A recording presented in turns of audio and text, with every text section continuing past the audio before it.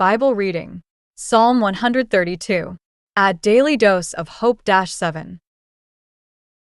132 സങ്കീർത്തനം. യഹോവേ, ദാവീദിനെയും അവൻ്റെ സകല കഷ്ടതയെയും ഓർക്കണമേ.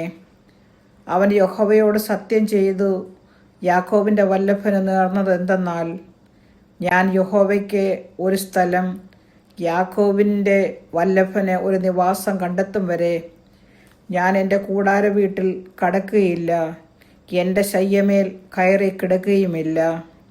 ഞാൻ എൻ്റെ കണ്ണിന് ഉറക്കവും എൻ്റെ കൺപോളയ്ക്ക് മയക്കവും കൊടുക്കുകയില്ല.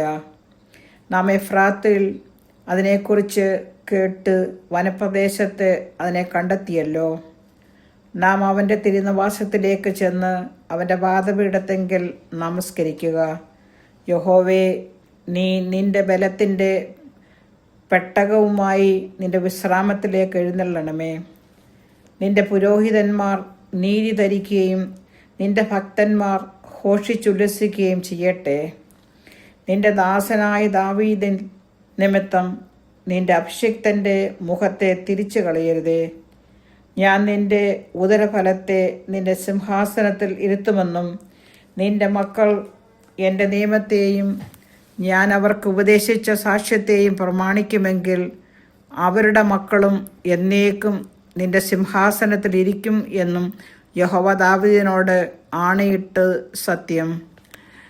അവൻ അതിൽ നിന്ന് മാറുകയില്ല. യഹോവ സിയോനെ തിരഞ്ഞെടുക്കുകയും അതിനെ തൻ്റെ വാസസ്ഥലമായി ഇച്ഛിക്കുകയും ചെയ്തു. അത് എന്നേക്കും എൻ്റെ വിശ്രാമമാകുന്നു. ഞാൻ അതിനെ ഇച്ഛിക്കുകയാൽ ഞാൻ അവിടെ വസിക്കും. അതിലെ ആഹാരം ഞാൻ സമൃദ്ധിയായി അനുഗ്രഹിക്കും. അതിലെ ദരിദ്രന്മാർക്ക് അപ്പം കൊണ്ട് തൃപ്തി വരുത്തും.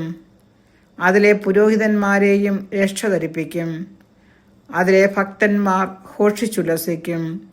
അവിടെ ഞാൻ ദാവീദിന് ഒരു കൊമ്പ് മുളപ്പിക്കും.